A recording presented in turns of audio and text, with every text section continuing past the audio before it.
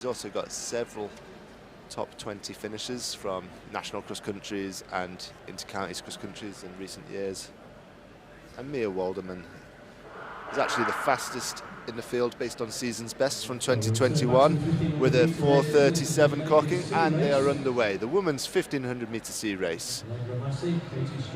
Pace-making this race is Sarah Culver.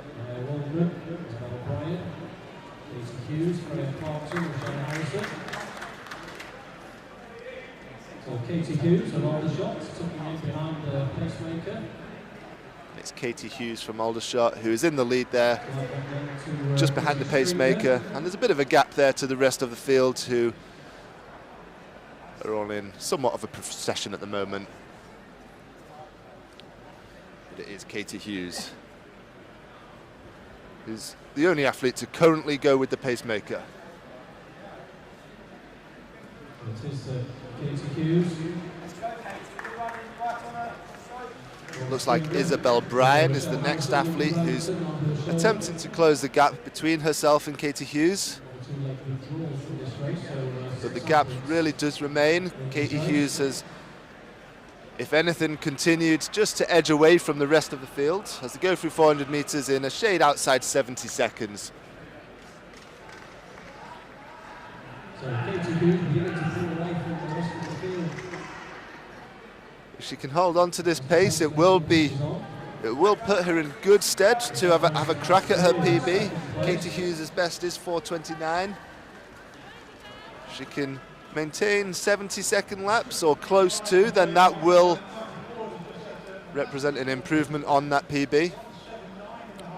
72-second laps would represent 4:30 pace.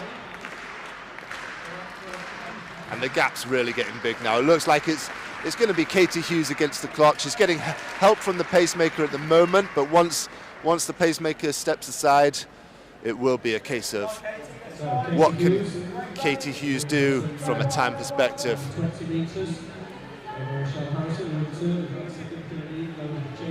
Pacemaker's just forging a little bit, just pulling away. Can Katie Hughes continue to go with it? I don't know whether this is going to signify the pacemaker dropping out. Indeed, the pacemaker does drop out now. The pace is still strong though, it's still sub 4:30 pace, so Katie Hughes is still on for a PB potentially here, but it's just a case of how well she can maintain this pace without the aid of the pacemaker now. So she needs to concentrate, she needs to apply herself, and she could potentially be rewarded with a lifetime best. So Michelle Harrison, 4:46 last year. Now in third place, Freya Clarkson, number 17 from Cheshire Street. So Katie Hughes continues to apply herself, continues to work, continues to increase the gap between herself and the athletes behind her. It's going to be 2 laps to go as she runs through now. The subsequent lap will be the bell lap. 3:16 as she goes into the final 400 metres. So she's still on track for a personal best. She should just about sneak inside that 4:29 PB as long as she can hold her form, maintain concentration.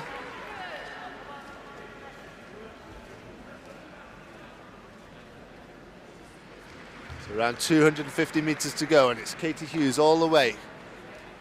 It's been a gun to tape procession from Hughes. She takes the bell now in 3:55.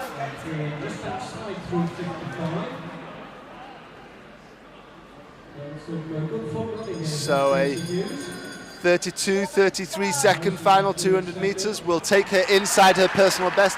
All she has to do really is maintain her pace, and she looks to be doing so. So I think we can expect a good personal best from Katie Hughes here.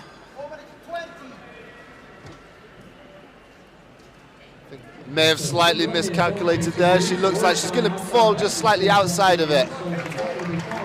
So yeah, just outside her personal best in fact, but not far outside. 4:33, a few seconds outside. Slight miscalculation of the timings there at the bell. But a strong early season performance from Hughes, and No doubt that personal best time will fall in the near future. A little bit of extra competition is all that will be needed there, because it was a gun-to-tape solo performance. A little help from the pacemaker in the first half, but completely on her own in the second half. So great running from Katie Hughes. Look forward to see that time tumbling down in subsequent races.